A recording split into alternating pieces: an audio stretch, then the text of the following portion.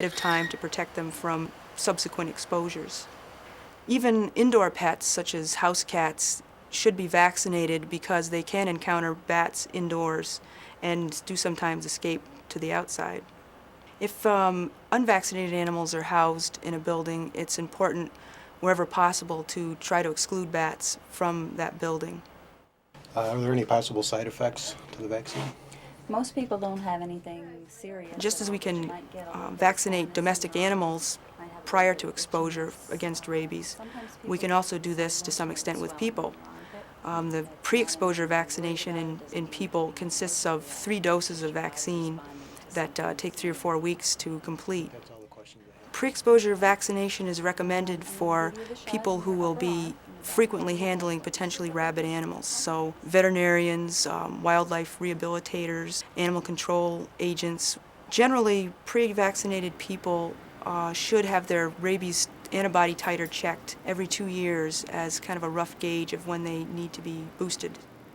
The other primary concern as far as public health in regard to bats outside of rabies is histoplasmosis, which is a fungal infection that has been associated with bird dropping accumulations, but has also been attributed to accumulations of bat guano.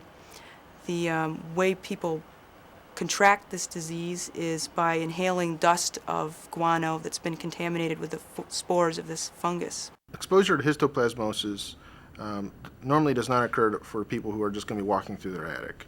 What they have to worry about is when they actually have to go and clean the guano up.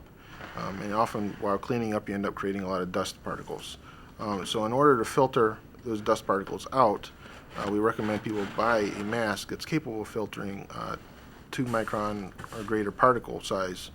And for professionals who are going to be exposed to this much more often, we recommend that they buy a full face respirator with the same capabilities. Typically, when people are trying to deal with bat problems, they are looking for a quick fix. This includes such things as toxicants, which are not registered for use in bats. There's a potential risk for increased exposure to downed and injured bats, and it's also been found to be harmful for people and pets. Another method has been bat traps. It's not good for the bats. It's not very effective because bats end up returning anyway to the same site they were at, and it also increases the risk of potential exposure to downed and injured bats. And a third method used are these ultrasonic devices, which are widely available, but they have not been found to be effective against any of the target species that they're marketed for. What we do recommend is use of a comprehensive approach, which takes into account the biology and behavior of the species, an understanding of the true cause of the problems. Michael, did you have a question? And it incorporates use of education as a key component to solving these problems, as well as a variety of other techniques. And the first thing you should do is go tell mom or dad that you saw a bat. The goal of a comprehensive management program, in regardless of species, would be to protect human health and somehow enhance the quality of life, while at the same time protecting the environment and, in the case of bats, also protecting the bats. The 4 components of a comprehensive program would include the establishing of a monitoring system, and that really is set off by some kind of a comprehensive inspection, so you know what's going on. And then over time, you continue to inspect, if you will, which constantly apprises you of what's happening, so you know what's going on in the environment with the species and any other collateral issues. The second component would be the establishment, at least mentally, of some range of tolerance. In a barn, for example, you may be able to tolerate 1,000 bats, but in your house, maybe a couple bats in the attic is all you can tolerate, assuming they're not getting into living quarters. And of course, we would say 0 tolerance for the living quarters. We don't really want bats flying about living quarters. The third item would be the interventions. And interventions are those techniques you use to cure the problem or solve the problem or solve the results of the presence of some species, like droppings or gnawed furniture or whatever. Not in bats, of course, that wouldn't be the case.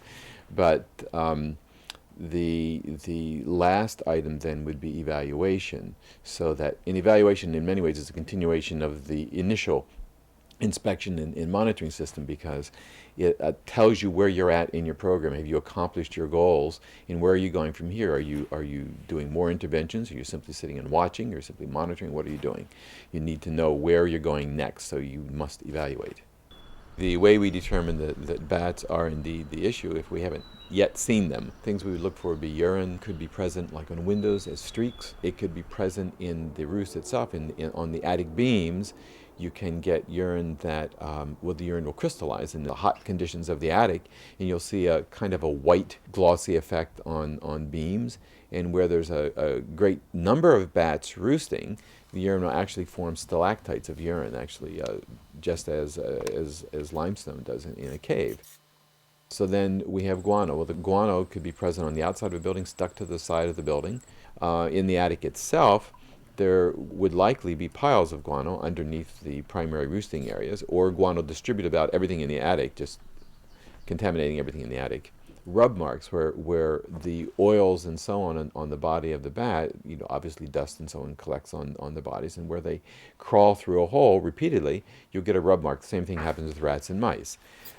Then we also have sound. Just walking into the attic, the disturbance of you walking into the attic often makes them chirp, especially in the summer conditions. Sometimes they get very quiet, so you can't necessarily rely on that. So you have to rely on looking at a multitude of signs and to be sure that the bats are there.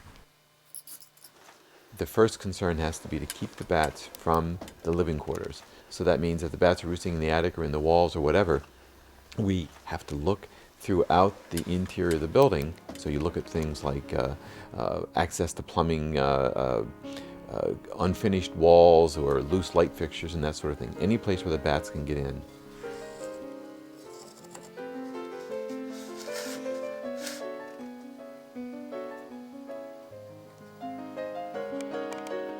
Now that you've actually sealed off all the potential access points for a bat to get into your living quarters, it's time to actually conduct a bat watch. The purpose of this is to actually find out where the bats are getting into the house in the first place. In conducting a bat watch, you're basically trying to determine what is going on, how these bats are interacting with your building. So since the bats have to come out every night to feed, you start observing about a half hour before dark and go a half hour into dark. You have to watch areas that bats are likely to use. This could include a ridge cap, the metal cap that's on the very top of the building. Chimney areas, behind the chimneys and so on, where bats might roost. It includes where a dormer roof meets a regular roof.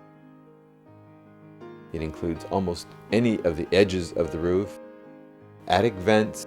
So those are some kind of the key components. But while you're doing that, it's good just to keep a good general look for everything, because bats are always teaching us someplace new that they're using that we're not aware of.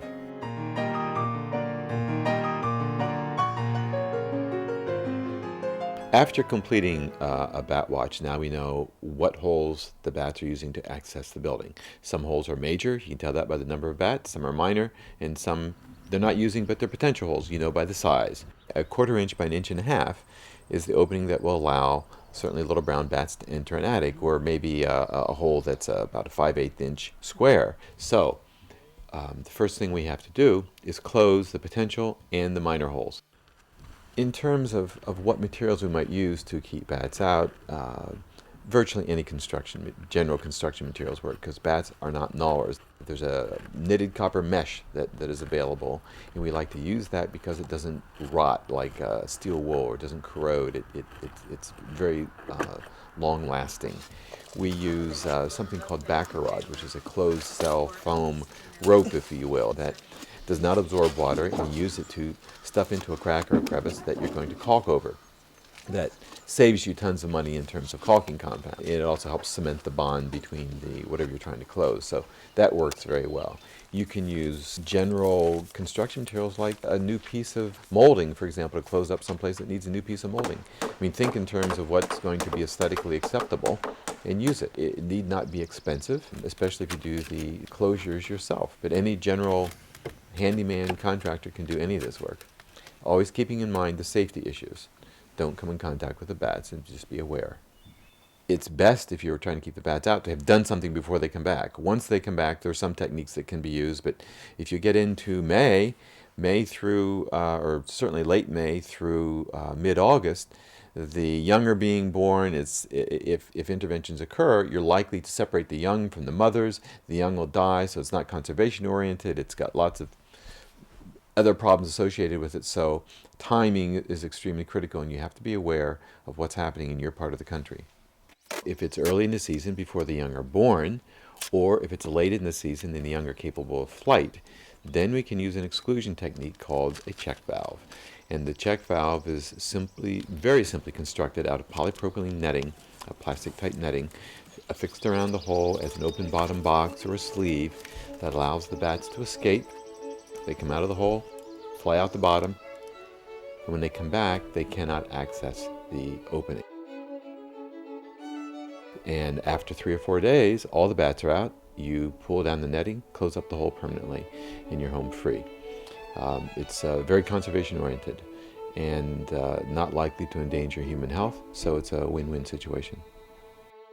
Typically, house bat colonies show a high level of fidelity to particular roosting sites and feeding areas. Because of this fidelity, when bats are excluded from buildings, they will often search out for alternative roost sites in nearby structures. Under certain management situations in which we do not want to redirect this problem to nearby buildings, we may want to consider the use of bat houses in conjunction with proper exclusion techniques as part of an overall comprehensive management program.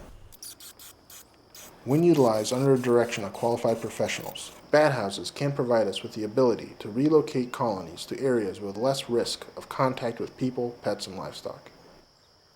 We can think of a multitude of benefits of the presence of bats around us. They're taking insects that may be nuisance pests to us.